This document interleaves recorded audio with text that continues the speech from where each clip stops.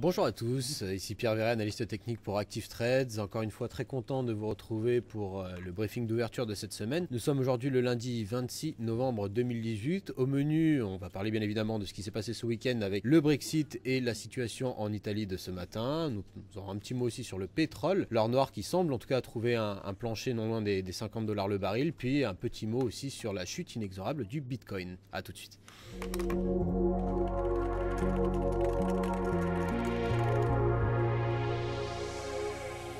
Tout d'abord, un petit mot sur les marchés actions. Du jour au lendemain, l'indice MSCI Asia Pacific a progressé de 0,5%, tandis que le Nikkei au Japon a clôturé en hausse de 0,76%, les titres des valeurs technologiques affichant les meilleures performances. En Europe, pas vraiment différent, comme vous pouvez le voir à travers l'écran Bloomberg derrière moi. L'indice Stoxx 600 était en hausse de 1,1% à l'open, les actions italiennes étant de loin parmi les plus gros gagnants de la matinée. Les contrats FUT sur indice SP500 indiquent pour l'instant un gap à l'ouverture. Le rendement du trésor à 10 ans s'établissait à 3,063% et l'or est aussi orienté à la hausse. Italie et Brexit, les obligations et les actions italiennes montent en flèche ce matin après que les deux parties de la coalition au gouvernement aient manifesté leur volonté de faire des compromis sur l'objectif du déficit budgétaire, une question qui a provoqué une impasse entre le gouvernement et la Commission européenne ces dernières semaines. Les rendements des obligations italiennes à 2 ans ont chuté de 31 de points de base ce matin. La première ministre britannique Theresa May a réussi à surmonter un obstacle de dernière minute à Gibraltar afin de parvenir à un accord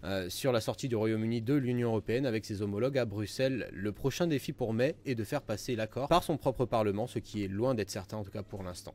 Un petit mot sur le pétrole, je le disais dans l'introduction, l'or noir qui semble en tout cas trouver un point de support. Le baril de WTI FUT janvier se traitait à 51,08 $ ce matin à l'open, l'or noir ayant mis fin à la baisse qui avait été prolongée par une chute de 7,7% vendredi dernier. L'Arabie Saoudite pompe jusqu'à 11,2 millions de barils journaliers, le président Donald Trump qualifie la chute du prix de très grande et les inquiétudes concernant une offre surabondante persistent toujours. Le temps nous dira si le mouvement de ce matin marque une pause dans la chute du prix brut ou si au contraire on est vraiment sur un seuil de rebond, ce qui permettrait au marché d'enregistrer de nouveau des plus hauts de plus en plus haut. Un petit mot aussi sur la chute des cryptos. C'est vrai qu'on va parler beaucoup du Bitcoin ce matin, mais c'est vraiment un mouvement qui concerne l'ensemble des crypto-monnaies. La chute des cryptos s'est aggravée au cours du week-end. Comme vous le savez, on est face à un marché qui cote également le week-end. Le Bitcoin a eu l'occasion de tomber à 3475 $ le Bitcoin hier avant de récupérer une partie de ses pertes pour se négocier à 3944 $ à l'ouverture ce matin. On ne sait pas vraiment ce qui va arrêter la bulle Bitcoin. Les détenteurs de crypto-monnaies semblent espérer que les investisseurs institutionnels viennent sauver la situation. Voilà.